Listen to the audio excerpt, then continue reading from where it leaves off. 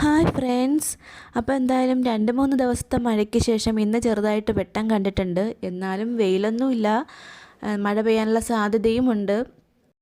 ഇന്ന് നമ്മുടെ വീട്ടിലുള്ള തന്നെ അത്യാവശ്യം ചില കറികളൊക്കെ വെച്ച് ചെറിയൊരു പൊതിച്ചോറാണ് തയ്യാറാക്കുന്നത്. ആദ്യം തന്നെ ചീരത്തോരൻ നമ്മുടെ വീട്ടിലുണ്ടായത് തന്നെയാണ്. ചീരയൊക്കെ അത്യാവശ്യം എല്ലാവരുടെ വീട്ടിലും കാണും. ഞങ്ങളുടെ വീട്ടിൽ കൂടുതലും പച്ച കളർ ചീരയാണ്. എനിക്ക് പക്ഷേ ഏറ്റവും കൂടുതൽ ഇഷ്ടം ചുമപ്പ് കളറാണ്. പിന്നെ നമ്മുടെ ഈ സിംഗപ്പൂർ ചീര എന്നൊക്കെ പറയില്ലേ, അതിൻ്റെ ടേസ്റ്റും ഇഷ്ടമാണ്. പിന്നെ അത് കഴിഞ്ഞിട്ട് മുളക് വറുത്തത്, പിന്നെ നമ്മുടെ മെയിൻ ഐറ്റമായിട്ടുള്ള മീൻ വറുത്തത് 2 വെച്ചിട്ടുള്ളത്. അയലക്കുട്ടിയാണ്. പിന്നെ ചെറിയൊരു ഭംഗിക്ക് വേണ്ടിയിട്ട് സവാളയും കൂടെ വെച്ചിട്ടുണ്ട്. എനിക്ക് അയല പൊതുവെ അത്ര ഇഷ്ടമല്ലേ. കറി വെച്ചതാണെന്നുണ്ടെങ്കിൽ കറി മാത്രമേ കൂട്ടാറുള്ളൂ. പക്ഷേ വറുത്ത് കഴിഞ്ഞാൽ ഒരുവിധമുള്ള എല്ലാ മീനും കഴിക്കാറുണ്ട്. പിന്നെ അത് കഴിഞ്ഞ് മാങ്ങാച്ചാർ വെച്ചു. 2-3 ദിവസം മുന്നേ പൊതിച്ചോറിന് വെക്കാനായിട്ട് നമ്മൾ കടുമാങ്ങ അച്ചാറിട്ടതിലുണ്ടായിരുന്ന ബാക്കി മാങ്ങ എടുത്തിട്ടതാണ് ഇത്.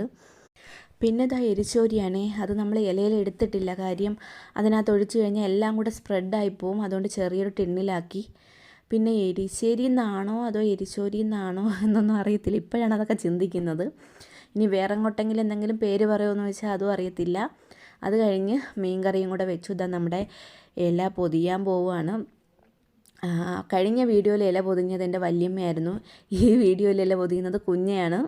ഈ പൊതിച്ചോറ് ഞങ്ങൾക്ക് പുറത്ത് കൊടുക്കാനുള്ളതാണ്. താമസിച്ച് കിട്ടിയ ഓർഡർ ആയതുകൊണ്ട് തന്നെ വീട്ടിലുള്ള കറികളാണ് എല്ലാം വെച്ചിരിക്കുന്നത്. അവർക്കും അതൊരു വിഷയമില്ലെന്ന് പറഞ്ഞു. അപ്പോൾ അടുത്തൊരു വീഡിയോ ആയിട്ട് പിന്നെ കാണാം. ടാറ്റാ.